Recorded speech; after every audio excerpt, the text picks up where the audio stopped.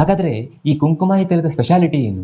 ಅದರಲ್ಲಿ ಏನು ಬಳಕೆ ಮಾಡ್ತಾರೆ ಅಂಥದ್ದು ಅಂತಂದ್ರೆ, ಮುಖ್ಯವಾಗಿ ಹಲವಾರು ರೀತಿಯ ಚರ್ಮಕ್ಕೆ ಅನುಕೂಲ ಮಾಡಿಕೊಡುವಂಥ, ನಾನು ಆಗಲೇ ಹೇಳಿದ ಹಾಗೆ ಔಷಧಗಳ ದ್ರವ್ಯಗಳನ್ನ ಉಪಯೋಗಿಸ್ತಾರೆ.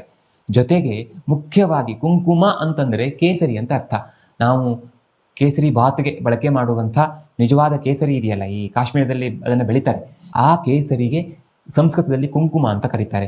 ಹಿಂದೆಲ್ಲ ಈ ಕುಂಕುಮವನ್ನು ಹಚ್ಚೋದು ಅಂತ ಹೇಳ್ತಾರಲ್ಲ, ಅದಕ್ಕೆ ಕೇಸರಿಯನ್ನೇ ಬಳಕೆ ಮಾಡ್ತಿದ್ರಂತೆ. ಆ ಕೇಸರಿಯಿಂದನೇ ಮುಖಕ್ಕೆ ಲೇಪ ಮಾಡ್ಕೊಳ್ಳೋದೆಲ್ಲ ಮಾಡ್ತಿದ್ರಂತೆ.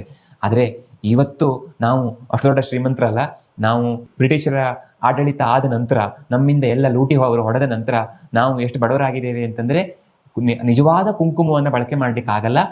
ಅರಿಶಿನವನ್ನ ಸಂಸ್ಕಾರ ಮಾಡಿ ಅದಕ್ಕೆ ಕೆಂಪು ಬಣ್ಣವನ್ನು ಕೊಟ್ಟು ಅದರಿಂದ ನಾವು ಕುಂಕುಮ ಅಂತ ಅಪ್ಲೈ ಮಾಡ್ತೇವೆ.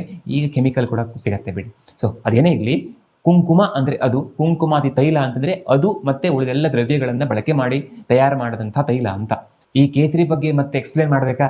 ತಾಯಿ ಅಂದ್ರೆ ಗರ್ಭಿಣಿ ತನ್ನ ಮಗು ಸುಂದರವಾಗಿ ಕಾಣಲಿ ಅಂತ ಕೇಸರಿ ತಿಂತಾಳಂತೆ. ಅಂದ್ರೆ ಆ ಒಂದು ಪ್ರತೀತಿ ಇದೆ ಅಂತ, ಅಥವಾ ಆ ಒಂದು ಪದ್ಧತಿ ಇದೆ, ಒಂದು ಚಂದ ಕಾಣಲಿಕ್ಕೆ ಕೇಸರಿ ಉತ್ತಮವಾದ್ದು ಅಂತ. ನಿಜವೂ ಸತ್ಯ ಕೂಡ. ಆಯುರ್ವೇದದ ಈ ನಿಘಂಟುಗಳಲ್ಲಿ ಅಥವಾ ಗ್ರಂಥಗಳಲ್ಲಿ ಕೇಸರಿಯ ಎಕ್ಸ್ಪ್ಲನೇಷನ್ ಕೊಡುವಾಗ ತನುಕಾಂತಿಕಾರಕಂ ಅಂತ ಹೇಳ್ತಾರೆ. ಅಂದ್ರೆ ನಮ್ಮ ದೇಹಕ್ಕೆ ಕಾಂತಿಯನ್ನ ಕೊಡುವಂಥದ್ದು, ಹೊಟ್ಟೆಗೆ ಸೇವಿಸಿದ್ರೆ ಅಥವಾ ಹಚ್ಚಿದ್ರೆ ಕೂಡ. ವ್ಯಂಗ ದೋಷಾಪಹಂ ಅಂತ ಮಹಾಪ್ರಕಾಶ ನಿಘಂಟಿನಲ್ಲಿ ಹೇಳ್ತಾರೆ.